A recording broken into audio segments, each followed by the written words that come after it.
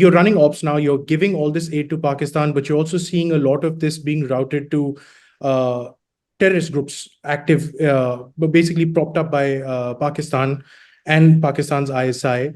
What was the situation like when you were in Islamabad or wherever you were in your position when Operation Mhm. Parakram happened, where India and Pakistan were at almost at the brink of a nuclear war back then in 2002? I'll tell you a funny story about that. Um, Family members had been evacuated from Islamabad. So everybody who was working in Islamabad was working alone, right? There were no family members there. Well, then there was a second evacuation. So it was only Why were essential they, sorry, person why were they evacuated? Sorry. because we believed India and Pakistan would go to war. Hmm. Yeah. So we just evacuated. This is actually not uncommon in the American Foreign Service. I worked in the Middle East for years and we went through at least 5 evacuations over the Hmm. course of my career. Yeah. Kuwait, Yeah. Bahrain, Saudi Arabia. We were constantly evacuating family members. Okay. So I had a very young first tour female officer working for me as my assistant.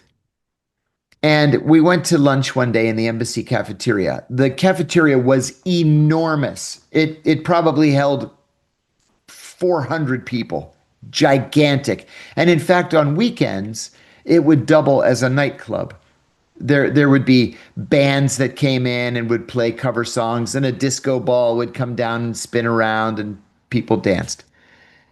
We went down at 12 o'clock noon one day for lunch. Hmm. And when we got into the cafeteria, we were the only ones in the cafeteria. And she said to me, "Where is everybody?" And I said, "Are you kidding?" And she said, "No, where is everybody? It's 12 o'clock." And I said, "They've been evacuated." And she said, "Why?"